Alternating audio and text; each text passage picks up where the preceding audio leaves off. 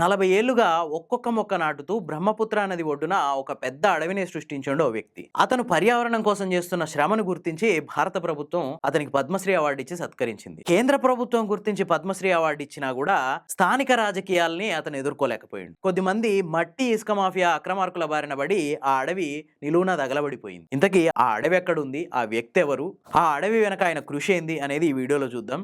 చాలా మంచి వీడియో, చాలా మంచి ఇన్ఫర్మేషన్ ఉంది. పూర్తిగా చూడండి. నచ్చితే లైక్ చేయండి, షేర్ చేయండి, సబ్స్క్రైబ్ చేసుకోవడం మర్చిపోవద్దు. 40 ఏండ్లుగా బ్రహ్మపుత్ర నది ఒడ్డున ఒక్కొక్క మొక్క నాటుతూ 1300 ఎకరాల్లో ఒక అడవిని సృష్టించుండు జాదవ్ మొలాయి పాయింగ్ అనే వ్యక్తి. కానీ ఆ అడవిలో మట్టి ఇసుక అనే సంపద కనిపించింది స్థానిక రాజకీయ నాయకులకు. ఆ సంపద కోసం పాయింగ్ ని భయపెట్టిర్రు, బెదిరించిర్రు, రకరకాల ప్రలోభాలకు గురి చేసిరు. కానీ దేనికి అతను లొంగలేదు. ఆ అడవిని అభివృద్ధి చేయడానికి అతను ఎంత కష్టపడ్డాడో అతనికి మాత్రమే తెలుసు కాబట్టి.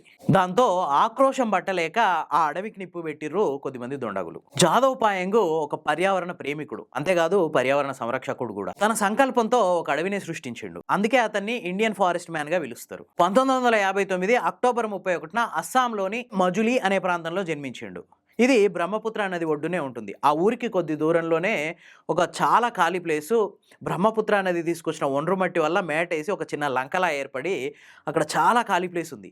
ఆ ఖాళీ స్థలాన్ని ఎంచుకొని 1979 నుంచి ఒక్కొక్క మొక్క అక్కడ నాటడం స్టార్ట్ చేసిండు. 2015 సంవత్సరం వచ్చేసరికి ఆ ప్రాంతం అంతా 1360 ఎకరాల ఒక అడవిలా మారిపోయింది. స్థానికులు దీన్ని మొయిలీ ఫారెస్ట్ అని పిలవడం మొదలుపెట్టారు. ఆయన సేవలను గుర్తించిన కేంద్ర ప్రభుత్వం 2015లో పద్మశ్రీ అవార్డు ఇచ్చి సత్కరించింది. ఆ తర్వాత ఆయన ఇంకొంత ప్రాంతానికి ఈ అడవిని విస్తరించడం స్టార్ట్ చేసిండు. రీసెంట్ గా మరొక 200-300 ఎకరాల్లో ఈ మొక్కలన్నీ నాటిపెట్టిండు కొత్త అడవిని సృష్టించడం కోసం. అంతేకాదు పాత 1360 ఎకరాల అడవి బెంగాల్ టైగర్స్ తో పాటు ఏనుగులు, మరిన్ని వన్యప్రాణులకి రక్షిత ప్రాంతం అయిపోయి కూర్చుంది. కానీ ఈ అడవి కింద భారీగా బ్రహ్మపుత్ర నది తీసుకొచ్చి వేసిన ఇసుక మేటలు, ఒండ్రు మట్టి ఉంది.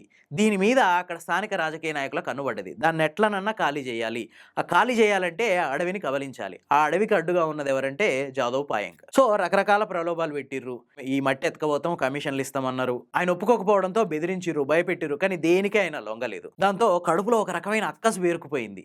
ఎట్లా తీర్చుకోవాలి దాన్ని, అట్లాగే ఆ సంపదను ఎట్లా కొల్లగొట్టాలి, ఈ ఉద్దేశంతో నిప్పు పెట్టిర్రు అని చెప్పి స్థానికులు చర్చించుకుంటున్నారు. 2025 డిసెంబర్ 28న మధ్యాహ్నం 1 గంట ప్రాంతంలో అడవిలో ఒక చిన్న మంట స్టార్ట్ అయింది.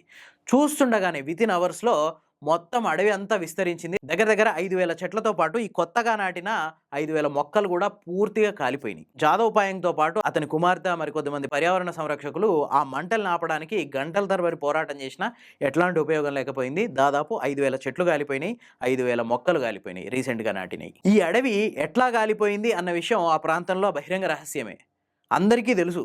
కానీ అధికారులు మాత్రం తమ రికార్డుల్లో కార్ చిచ్చు అంటే అడవిలో పుట్టే ఒక రకమైన చిచ్చు వల్ల అంటుకుంది అని చెప్పి నమోదు చేసుకున్నారు.